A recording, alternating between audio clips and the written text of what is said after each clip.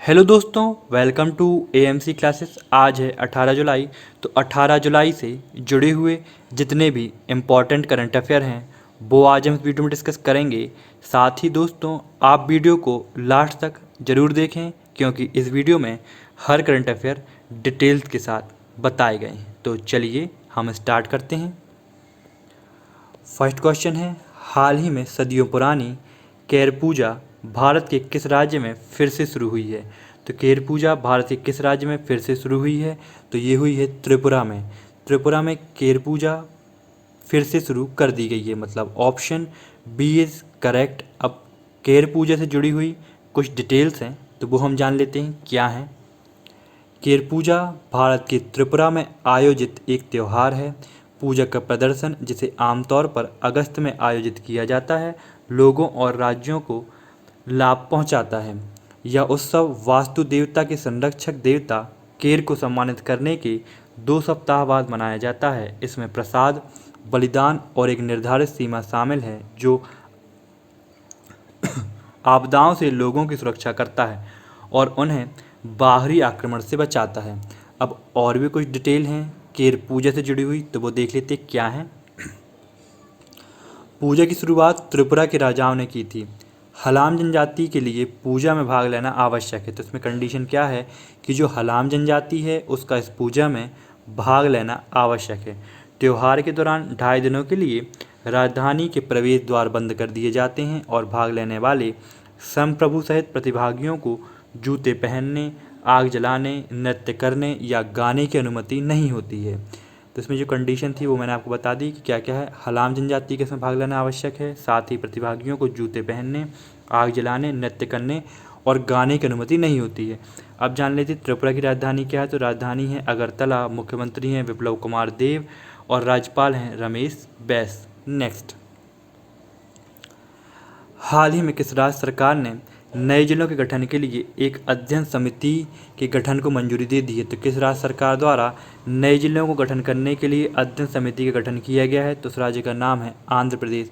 आंध्र प्रदेश द्वारा नए जिलों के गठन के लिए अध्ययन समिति का गठन किया गया है, मतलब ऑप्शन ए इज़ करेक्ट।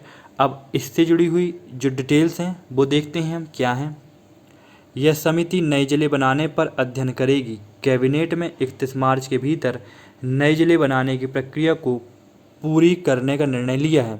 मुख्यमंत्री ने कैबिनेट की बैठक में सुझाव दिया कि विशाखापट्टनम क्षेत्र के अरुकू को विशेष जिले के रूप में दर्जा दिया जाए। तो किस जिले को विशेष जिले का दर्जा दिया जाए? तो विशाखापट्टनम क्षेत्र के अरुकू जिले को विशेष जिले का दर्जा दिया जाए। यह मुख्यमंत्री ने कैबिनेट की बैठक में सुझाव दिया है। मुख्यमंत्री ने पिछड़े क्षेत्रों का विकास करने के उद्देश्य से नए जिले बनाने का निर्णय लिया है। कैबिनेट ने राज्य में सैन्य कॉरपोरेशन भी गठित करने का निर्णय लिया है, जिसमें वित्त मंत्री में अध्यक्ष और अन्य प्रतिनिधिमंडल के सदस्य प्रतिनिधि के रूप में रहेंगे। अब और क्या डिटेल है इससे जुड़ी हुई, तो वो देख लेते हैं हम। तो राजधानी है राज्यपाल हैं आंध्र प्रदेश के विश्वभूषण हरिचंदन। मुख्यमंत्री हैं वाई.एस. जगनमोहन रेड्डी। राजधानियां हैं अमरावती और हैदराबाद। हैदराबाद जो राजधानी है वो तेलंगाना की भी है। आंध्र प्रदेश और तेलंगाना की 10 साल तक हैदराबाद राजधानी रहेगी। आंध्र प्रदेश की राजधानी अमरावती भी है। तो आंध्र प्रदेश ये है, ये वाला एरिया आंध्र प्रदेश का है। नेक्स्ट, हाल ही में किसे infra business leader the year पुरस्कार से सम्मानित किया गया है? तो किसे किया गया है infra business leader the year पुरस्कार से सम्मानित? तो उनका नाम है वेद प्रकाश डुडेजा। वेद प्रकाश डुडेजा को infra business leader the year पुरस्कार से सम्मानित किया गया है, मतलब ऑप्शन सी इज़ करेक्ट। अब इससे जुड़ी हुई जो डिटेल्स हैं वो देखते हैं हम क्या हैं। Rail infra and mobility business digital award द्वारा वेद प्रकाश डुडेजा को साल 2020 के प्रतिष्ठित infra business leader the year पुरस्कार से सम्मानित किया गया है। वह रेल भूमि विकास प्राधिकरण के उपाध्यक्ष हैं। उन्हें अवसंरचना विकास में दिए गए योगदान के लिए सम्मानित किया गया है। उनके नेतृत्व में रेल लैंड डेवलपमेंट अथॉरिटी ने विभिन्न कमर्शियल परियोजनाएं, बहुक्रियाशील परिसर, कॉलोनी पुनर्विकास और स्टेशन पुनर्विकास परियोजनाएं शुरू की हैं। रेल भूमि विकास प्राधिकरण रेल मंत्रालय के अंतर्गत आने वाला वैधानिक प्राधिकरण है। तो यह किसके मंत्रालय के अंतर्गत आता है? रेल मंत्रालय के अंतर्गत आता है रेल भूमि विकास प्राधिकरण। नेक्स्ट, हाल ही में किस देश ने भारत के साथ ओपन स्काई एग्रीमेंट करने की घोषणा की है? तो वो कौन सा देश है जिसने भारत के साथ ओपन स्काई एग्रीमेंट करने की घोषणा की है? तो देश का नाम है संयुक्त अरब अमीरात, मतलब यूएई। यूएई ने भारत के साथ ओपन स्काई एग्रीमेंट करने की घोषणा की है, मतलब option B is correct.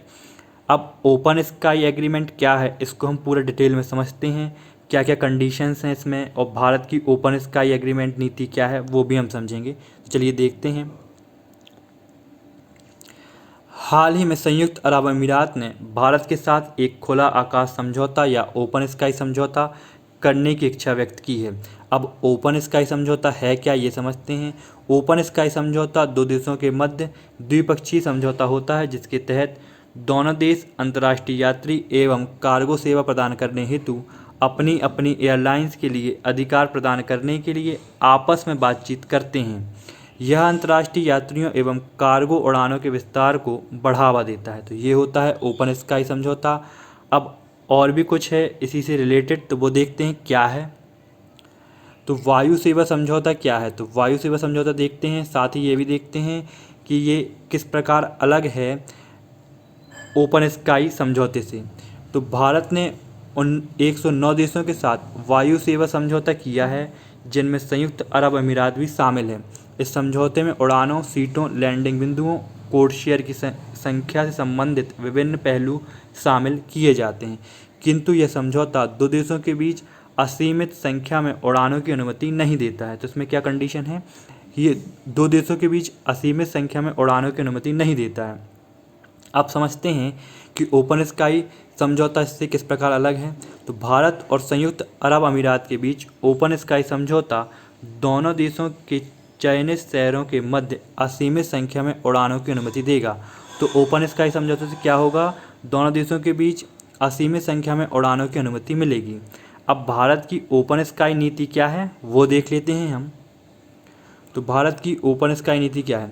Bharat सरकार की वर्ष 2016 की राष्ट्रीय नागरिक उड्डयन नीति दक्षिण एशियाई क्षेत्र सहयोग संगठन सार्क देशों के साथ साथ नई दिल्ली से 5000 किलोमीटर के दायरे में आने वाले देशों के साथ पारस्परिक आधार पर खुले आकाश हवाई सेवा समझौते को अपनाने की अनुमति देती है। इसका तात्पर्य है कि नई दिल्ली से 5000 किलोमीटर की दूरी वाले देश एक द्विपक्षीय समझौता कर सकते हैं और आपस में उन उड़ानों की संख्या निर्धारित कर सकते हैं जिसे उनकी एयरलाइंस दोनों देशों के बीच संचालित करती है। यह है भारत की ओपन स्काई नीति। अब और भी कुछ है इसी से रिलेटेड है तो वो हम जान लेते हैं।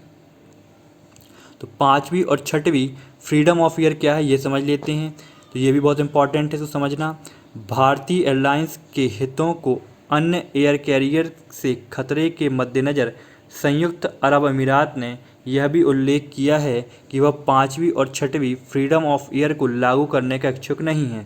तो क्यों नहीं है ये समझते हैं हम।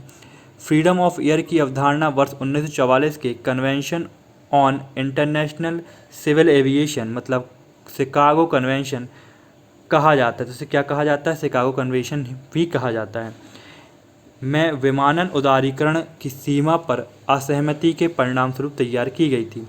शिकागो कन्वेंशन वर्ष 1947 से प्रभावी हुआ था। तो ये कब से प्रभावी हुआ था? शिकागो कन्वेंशन 1947 से। अब पाँचवीं और छठवीं फ्रीडम ऑफ एयर देख लेते हैं क्या है। तो फ्रीडम ऑफ एयर एक वाणिज्यिक विमानन अधिकारों का एक समूह है। तो क्या है? फ्रीडम ऑफ एयर एक वाणिज्यिक विमानन अधिकारों का एक समूह है। किसी देश की एयरलाइन को किसी अन्य देश के हवाई क्षेत्र में प्रवेश करने एवं उतरने का विशेष अधिकार प्रदान करता है। अब पाँचवीं फ्रीडम ऑफ एयर क्या है तो वो समझते हैं। तो पाँचवीं फ्रीडम ऑफ एयर दो देशों के बीच उड़ान भरने का अधिकार इसमें शामिल है जो अपने ही देश से शुरू या समाप्त होने वाली उड़ान का संचालन करते हैं। तो इसमें क्या होता है? अपने ही देश से उड़ान शुरू होती है और अपने ही देश में उड़ान समाप्त होती है। इसका संचालन पाँचवीं फ्रीडम ऑफ एयर में होता है।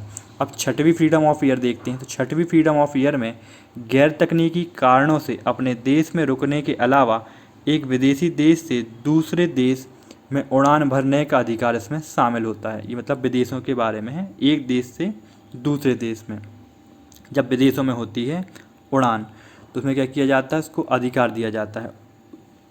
नेक्स्ट, हाल ही में स्पोर्ट्स अड्डा के नए ब्रांड एम्बेसडर कौन बने हैं? तो स्पोर्ट्स अड्डा के नए ब्रांड एम्बेसडर बने हैं ब्रेटली। ब्रेटली को स्पोर्ट्स अड्डा का नया ब्रांड एम्बेसडर बनाया गया है। मतलब ऑप्शन बी इज़ करेक्ट। अब इससे जुड़ी हुई जो डिटेल्स हैं वो हम देख लेते हैं क्या हैं। पूर्व ऑस्ट्रेलिया खिलाड़ी और के तेज गेंदबाज क्रिकेट दिग्गज ब्रेटली को स्पोर्ट्स अड्डा में नया ब्रांड एम्बेसडर बनाया गया है। स्पोर्ट्स अड्डा एक भारतीय समाचार और सूचना प्लेटफॉर्म है जो क्रिकेट, फुटबॉल और कबड्डी से जुड़ी सभी ताज़ा जानकारी, अपडेट और आंकड़े प्रदान करता है। तो स्पोर्ट्स अड्डा क्या है? भारतीय समाचार और सूचना प्लेटफॉर्म है जो क्रिकेट, फुटबॉल और कबड्डी से जुड़ी सभी ताज़ा जानकारी, अपडेट और आंकड़े प्रदान करता है। नेक्स्ट, अब देख लेते हैं भारतीय इतिहास से जुड़े हुए कुछ महत्वपूर्ण प्रश्न। तो फर्स्ट है, भारत में सर्वप्रथम सोने के सिक्कों को जारी करने का श्रेय यवन राजाओं को जाता है। तो किसे जाता है सोने के सिक्के जारी करने का श्रेय? यवन राजाओं को। राजा हाल सातवाहन वंश का एक विद्वान राजा था। उसने गाथा सप्तशती की रचना की जो प्राकृत भाषा में है, प्रेम कविताओं का संग्रह है। तो गाथा सप्तशती की रचना किसके द्वारा की गई है? तो यह की गई है सातवाहन वंश के राजा हाल द्वारा की गई है। और यह किस भाषा में है? तो प्राकृत भाषा में है। इसमें क्या बताया गया है? तो प्रेम कविताओं का इसमें संग्रह है। सातवाहन वंश आंध्र प्रदेश का वंश था जिन्होंने ब्राह्मणों को अनुदान में भूमि दी। तो ये क्वेश्चन बहुत आता है कि ब्राह्मणों को अनुदान में भूमि किस वंश द्वारा दी गई थी? तो सातवाहन वंश द्वारा ब्राह्मणों को अनुदान में भूमि दी गई थी। सातवाहन वंश के राजा खुद भी ब्राह्मण जाति से थे। अपने सिंहासन की 20वीं वर्षगांठ पर अशोक ने लुम्बिनी को करमुक्त के रूप में घोषित किया और 1/8 हिस्सा करयोग के रूप में घोषित किया। इस तथ्य का वर्णन निगलवा और रूमदेई के शिलालेखों में पाया जाता है। तो किसके शिलालेखों में पाया जाता है कि अशोक ने लुम्बिनी को करमुक्त कर दिया था और 1/8 हिस्सा ही करयोग रखा था। तो यह मिलता है निगलवा और रूमदेई शिलालेखों में। शतपथ ब्राह्मण और तैत्तिरीय ब्राह्मण यजुर्वेद के ब्राह्मण ग्रंथ हैं। तो शतपथ ब्राह्मण और तैत्तिरीय ब्राह्मण यजुर्वेद के क्या हैं? ब्राह्मण ग्रंथ हैं। अब देख लेते हैं, एक वर्ड होता है चरण। चरण शब्द वेदों और वेदों की शाखाओं को सिखाने के विद्यालय के लिए प्रयोग किया गया है। तो चरण जो शब्द है उसका प्रयोग किसके लिए किया गया है? वेदों और वेदों की शाखाओं को सिखाने के विद्यालय के लिए प्रयोग किया गया है। नेक्स्ट, हाल ही में किसके द्वारा मंगल मिशन 2020 में एक रोबोट हेलीकॉप्टर इंजेन्यूटी तैनात किया जाएगा? तो इंजेन्यूटी किसके द्वारा तैनात किया जाएगा? तो यह तैनात किया जाएगा संयुक्त राज्य अमेरिका की नासा एजेंसी द्वारा मंगल मिशन 2020 में। मतलब ऑप्शन ए इज़ करेक्ट। अब इससे जुड़ी हुई जो डिटेल्स हैं वो देखते हैं हम क्या हैं। इंजेन्यूटी एक रोबोट हेलीकॉप्टर है जिसे नासा के मंगल 2020 मिशन में तैनात किया जाएगा। मार्स मिशन 2020 30 जुलाई 2020 को लॉन्च किया जाएगा। मिशन से जुड़ा हुआ हेलीकॉप्टर यह जांच करेगा कि मंगल पर परिस्थितियां विमानन को कैसे प्रभावित करती हैं। इंजेन्यूटी एक प्रौद्योगिकी प्रदर्शन है। यह किसी दूसरे ग्रह पर नियंत्रित उड़ान करने वाला पहला विमान है। तो यह क्या है? किसी दूसरे ग्रह पर नियंत्रित उड़ान प्रदान करने वाला पहला विमान है। मार्स मिशन मंगल पर रहने योग्य स्थितियों के संकेत की खोज करेगा। यह पिछले माइक्रोबियल जीवन के जैव हस्ताक्षरों की भी खोज करेगा। अब और क्या डिटेल हैं मंगल मिशन 2020 से जुड़ी हुई तो वो देख लेते हैं हम। यह मिशन नासा के मंगल अन्वेषण कार्यक्रम का एक हिस्सा है। इस मिशन को परसेवेरॉन्स रोवर ले जाएगा। तो इस मिशन को कौन ले जाएगा? परसेवेरॉन्स रोवर ले जाएगा। स्थापना कब हुई थी नासा की? तो 29 जुलाई 1958 को हुई थी इसकी स्थापना। मुख्यालय वाशिंगटन डीसी में है। ये है नासा की पिक्चर। नेक्स्ट, देश का सबसे लंबा रेल पुल का निर्माण किस राज्य में किया जा रहा है? तो देश का सबसे लंबा रेल पुल का निर्माण कहाँ किया जा रहा है? अभी निर्माण इसका चालू हुआ है, देख लेते हैं कहाँ पर किया जा रहा है। तो यह किया जा रहा है बिहार में। बिहार राज्य में देश का सबसे लंबा रेल पुल का निर्माण किया जा रहा है, मतलब option C is correct.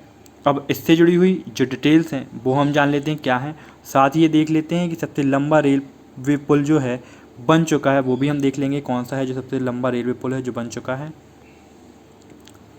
Bihar में भागलपुर जिले के विक्रमशिला कटरिया के बीच गंगा नदी पर बनने वाला देश का सबसे लंबा रेल सह सड़क पुल के निर्माण की कवायद तेज हो गई है। इस पुल के बनने से कई जिलों के लोगों को फ़ायदा होगा।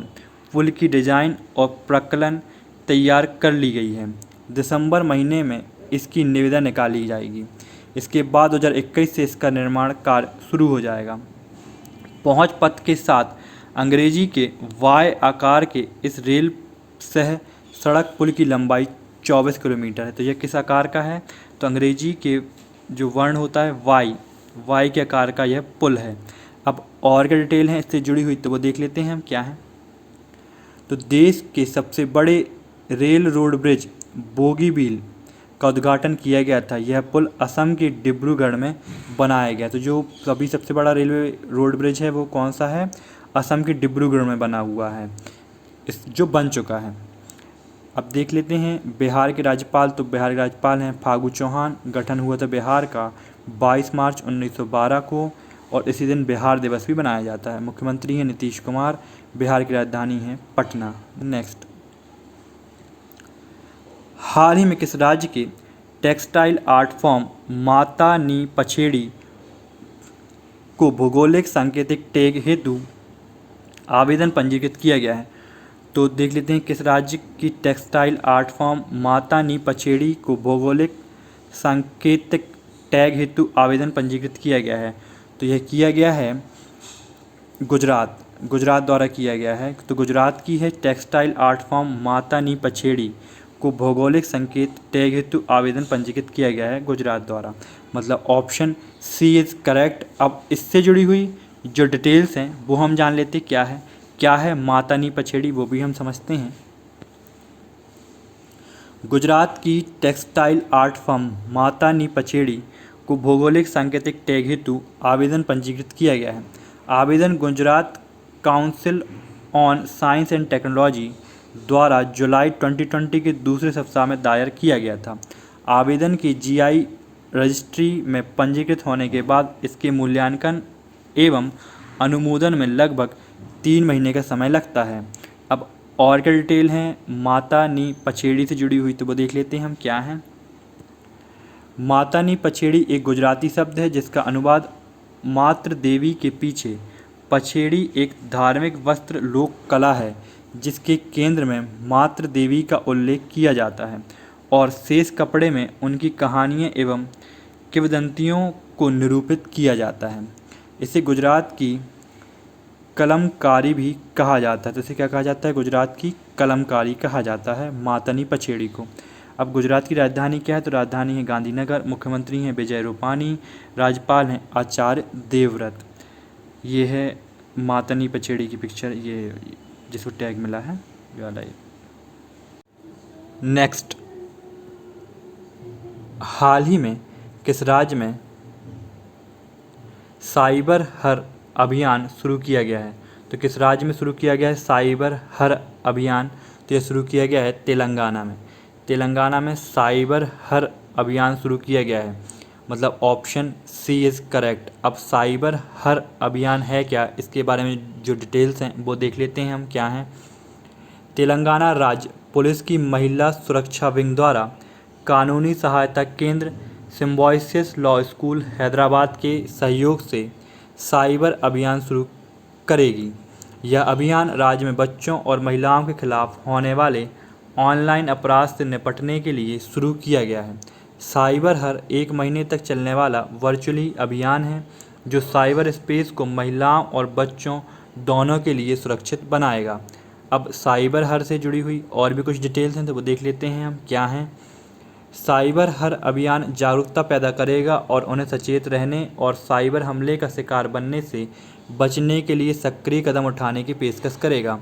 अब देख लेते हैं कि तेलंगाना की स्थापना कब हुई थी। तो 2 जून 2014 को इसकी स्थापना हुई थी। राजधानी इसकी हैदराबाद है।